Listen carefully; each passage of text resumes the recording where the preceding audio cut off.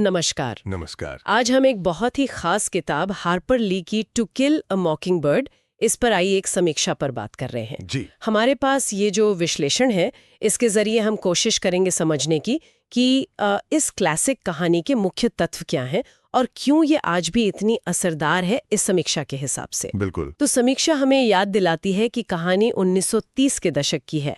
America के दक्षिण में सेट है जहां वो नस्लीय माहौल काफी तनावपूर्ण था। हाँ बिल्कुल। और पूरी कहानी एक छोटी बच्ची की आंखों से है, स्काउट फिंच। जी। समीक्षा का जो फोकस है वो स्काउट के पिता एटिकस फिंच पर है, वकील हैं वो। और उन पर जिम्मेदारी आती है टॉम रॉबिन्सन के बचाव की, जो एक अश्वेत व्यक्ति हैं जिन पर झूठा इल्जाम है। जी हाँ, समीक्षा इसी को मतलब प्लॉट का केंद्र मानती है। हाँ। और देखिए, दिलचस्प बात यह है जो समीक्षा सामने रखती है वो है उपन्यास के विषय। अच्छा। ये सिर्फ नस्लीय अन्याय की कहानी नहीं है।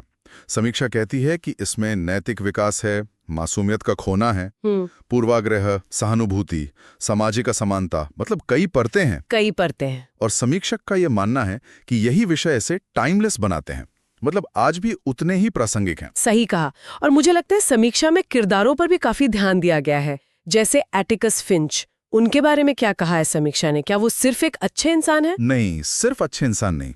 समीक्षा उन्हें नैतिक साहस का एक प्रतीक मानती है। प्रतीक? हाँ, मतलब विश्लेषण ये दिखाता है कि कैसे वो सामाजिक दबाव के बावजूद चुपचाप बिना किसी दिखावे के वो करते हैं जो सही है। समीक्षा मानती है कि यही चरित्र उपन्यास को एक खास नैतिक गहराई देता है। अच्छा। और स्काउट का जो नजरिया है वो मासूमियत लाता है, लेकिन समीक्षा ये भी बताती है कि कैसे वो धीरे धीरे दुनिया की असलियत देखती है। हाँ, वो मासूमियत का खोना। बिल्कुल। और बू रैडली, समीक्षा उसे देखती है एक ऐसे व्यक्ति के तौर पर जिससे समाज ने पूरी तरह गलत समझा है। अच्छा। ये दिखाता है कि बाहरी छवि कितनी भ्रामक हो सकती है। समीक्षा इन किरदारों के यथार्थ चित्रण को ही 55 रेटिंग का एक बड़ा कारण मानती है। ठीक है। किरदारों के अलावा हार्पर ली के लिखने के अंदाज पर भी समीक्षा ने कुछ कहा है? हाँ बिल्कुल। समीक्षा के मुताबिक ली की भाषा बहुत सीधी है, सरल, जैसे कोई बच्चा बोल रहा हो।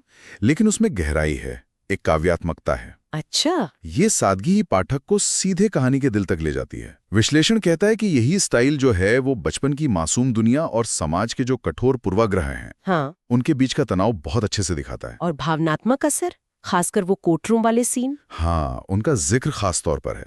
समीक्षा कहती है कि उन दृश्यों में जो तनाव है, अन्याय का जो एहसास है और एटिकस का वो अकेलापन, वो पाठक को अंदर तक हिला देता है। इसीलिए समीक्षा इसे एक ऐसा आईना मानती है जो इंसानियत के अच्छे और बुरे दोनों पहलू दिखाता है। तो क्या हम ये कह सकते हैं कि समीक्षा का निचोड़ ये है कि ये किताब सिर्फ कहानी नहीं बल्कि एक तरह का नैतिक पाठ भी है? हाँ, काफी हद तक। समीक्षा इस बात पर जोर देती है कि उपन्यास हमें सिखाता है कि सही के लिए खड़ा होना क्यों जरूरी है, खासकर तब जब समाज आपके खिलाफ हो। विश्लेषण कहता है कि एटिकस का जो किरदार है वो इसी सबक की मिसाल है। सही। ये कोई ऊंची आवाज में उपदेश नहीं देती किताब, बल्कि किरदारों के अनुभव से हमें सोचने पर मजबूर करती है। और समीक्षा के आखिर में क्या कहा गया है? मतलब इसका स्थायी प्रभाव क्यों है?